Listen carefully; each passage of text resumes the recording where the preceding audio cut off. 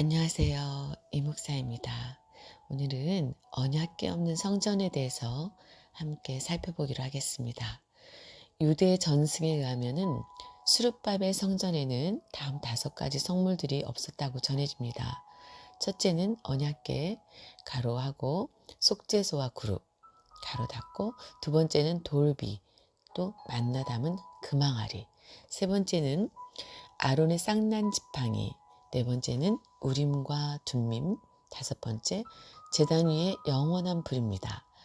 승전을 기념하기 위해 세워진 로마의 건축물인 디도의 개선문에는 디도 장군이 주 70년 예루살렘을 함락시키고 약탈한 보물들을 나르는 모습이 조각되어 있는데, 거기에는 등대와 진설병 상을 들고 가는 것은 보이나 언약궤는 나타나 있지 않습니다. 또한 바벨론에 옮겨갔던 모든 성물을 포로 귀환 당시에 돌려받아 수르밥의 성전에 두었는데, 그 가운데에도 언약궤는 없었습니다. 이러한 사실들은 솔로몬 성전이 파괴될 때 언약궤가 바벨론 군대에게 탈취당한 것이 아니라 누군가에 의해 미리 사라지게 되었음을 보여줍니다. 왕하 25장 9절, 13절에서 17절. 언약궤가 갑자기 사라진 후 이스라엘 백성은 더 이상 언약궤를 볼 수 없었고, 언약궤는 그 후에 단 한 번도 등장하지 않았습니다. 그러나 언약궤가 사라졌다고 해서 성전의 역사가 멈춘 것은 아니었습니다. 하나님께서는 포로지에서 귀환한 백성에게 가장 먼저 무너진 성전을 다시 짓게 하심으로써 성전을 중심으로 한 구속사적 경륜을 진행해 가셨습니다.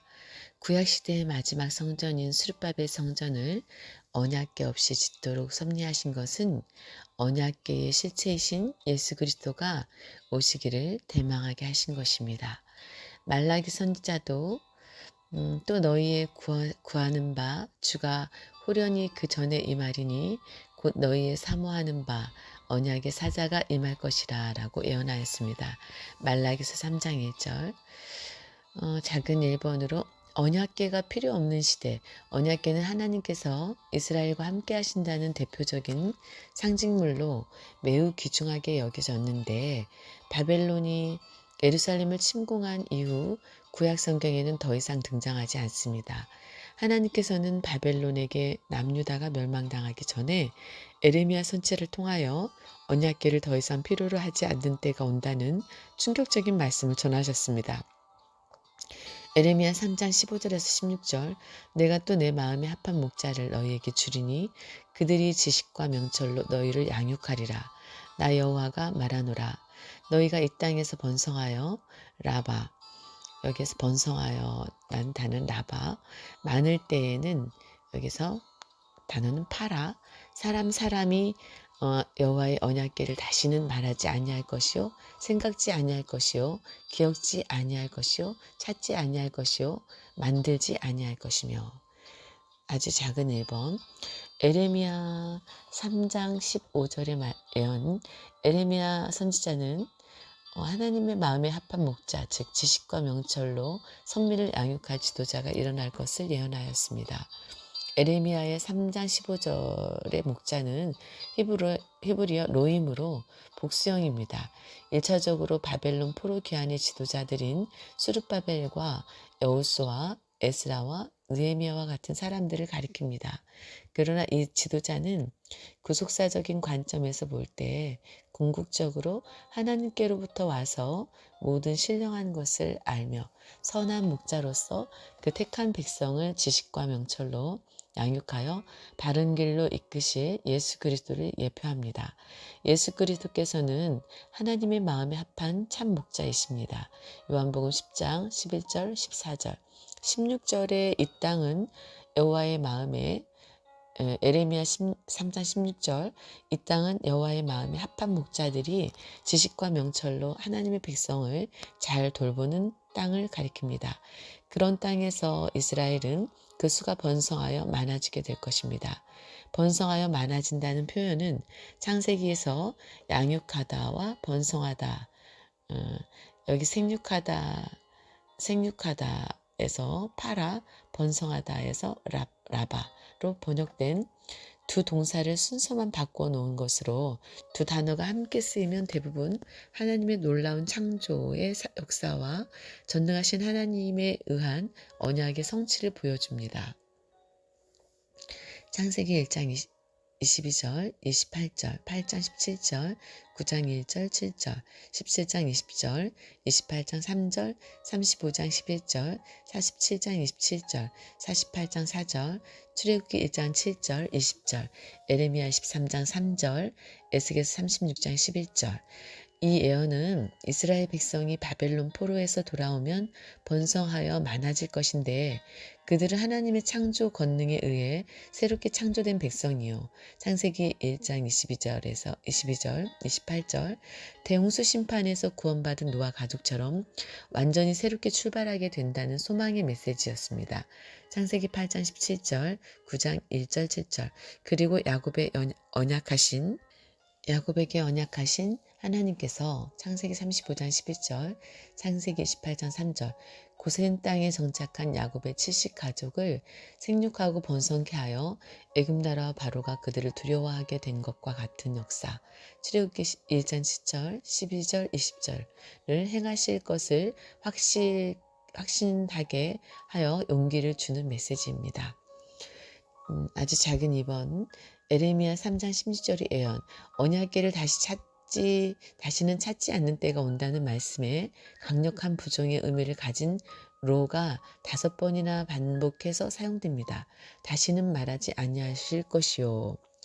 로 요메루 오드 생각지 아니할 것이요. 로 야 알레부 기억지 아니할 것이요. 로 이즈케루 보 찾지 아니할 것이요. 로 이프코드 다시는 만들지 아니할 것이며 로 에아세오드 이 말씀들은 나 여호와가 말하노라. 에레미야 3장 16절 라고 밝힌 대로 결국 에레미야 선지자 자신의 개인적인 생각이나 상상이나 꿈이 아니었습니다.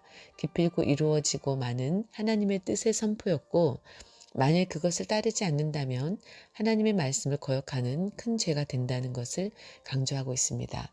에레미야 선지자가 5번이나 강조하여 언약궤가 필요 없음을 역설한 대로 예수 그리스도께서 이 땅에 오심으로써 언약궤는 더 이상 필요 없게 되었습니다. 하나님의 백성은 언약궤가 아니라 언약궤의 실체이신 예수 그리스도의 인도하심을 받아 하늘의 지식과 명철로 양육받을 것입니다. 더 나아가 예수 그리스도의 구속사역으로 말미암아 시작되는 신약교회는 언약궤와 같이 눈에 보이는 대상이 없어도 하나님의 말씀을 통하여 영적으로 더 밝고 올바른 신앙생활을 영위하게 될 것입니다. 이에 대하여 요한복음 4장 23절에서 24절에서는 아버지께 참으로 예배하는 자들은 신령과 진정으로 예배할 때가 오나니 곧 이때라. 아버지께서는 이렇게 자기에게 예배하는 자들을 찾으시느니라. 하나님은 영이시니 예배하는 자가 신령과 진정으로 예배할지니라 라고 말씀하고 있습니다. 유대 전승에 의하면은 예루살렘 멸망 당시에 에레미야가 언약궤를 느보산에 숨겼다고 기록되어 있습니다. 마카비야 2장 4절에서 5절 김희보 박사는 그의 저서에서 법궤와 속죄소는 바벨론 포로시 에레미야 때에 성전의 황폐와 함께 없어졌다. 에레미야 자신이 그것을 없이 했을 가능성은 다음 그의 기록으로 보아 10분 추측할 수 있을 것이다. 나 여호와가 말하노라. 사람이 여호와의 언약궤를 다시는 말하지 아니할 것이요 생각지 아니할 것이요 기억지 아니할 것이요 찾지 아니할 것이요 만들지 아니할 것이며 에레미야 3장 16절라고 설명하였습니다. 또한 에레미야 3장 16절에 생각지 아니할 것이요 기억지 아니할 것이요 라는 표현은 이사야 선지자가 선포한 종말적인 새 창조와 관련이 있습니다. 이사야 65장 17절에서 보라 내가 새하늘과 새 땅을 창조하나니 이전 것은 기억되거나 마음에 생각나지 아니할 것이라 라고 말씀하고 있습니다. 요한계시록 21장 1절에서도 또 내가 새하늘과 새 땅을 보니 처음 하늘과 처음 땅이 없어졌고 바다도 다시 있지 않더라 라고 말씀하고 있습니다. 그러므로 언약궤가 없는 성전의 시대는 예수 그리스도를 통해 새 창조가 이루어지는 시대를 바라보게 합니다. 작은 2번 언약궤의 실체이신 예수 그리스도. 이스라엘 백성에게 언약궤는 하나님의 언약을 상징하는 성물로 심지어 하나님께서 언약궤 위에 자정하신다고 말씀하셨습니다. 출애굽기 25장 22절, 사마 6장 2절, 시편 80편 1절, 99편 1절. 그래서 성막이나 솔로몬 성전에서 언약궤가 놓인 지성소는 가장 거룩한 곳이며 성전을 성전되게 하는 핵심 중의 핵심이라고 여겨졌습니다. 솔로몬 성전에 언약궤가 안치되는 순간 하나님의 영광이 임했으며 왕상 8장 1절에서 11절, 이와 반대로 아벡 전투에서 법궤 언약궤를 빼앗기자 비나스의 아내 하나님의 영광이 이스라엘을 떠났다고 아내는 하나님의 영광이 이스라엘을 떠났다고 하면서 막 태어난 아이 이름을 이카보드 영광이 없다라고 하였습니다. 사무엘상 4장 21절. 그런데 스룹바벨 성전에는 하나님의 영광스러운 임재를 상징하는 언약궤가 없습니다. 성전에 언약궤가 없다는 사실은 이스라엘 백성에게 큰 실망을 안겨주었을 것입니다. 그러나 하나님께서는 학개 선지자를 통하여 너희 중에 남아있는 자, 곧 이전에 이전 영광을 본 자가 누구냐? 이제 이것이 너희에게 어떻게 보이느냐? 이것이 너희 눈에 보잘것이 없지 아니하느냐? 라고 물으셨습니다. 학개서 2장 3절 너희 눈에 보잘것이 없지 아니하냐를 공동 번역에서는 너희의 눈에도 이따위는 있으나마나 하지 않느냐. 다른 성경에서는 너희 눈에 이것이 아무것도 아닌 것처럼 보이지 않느냐. 영어 성경에서는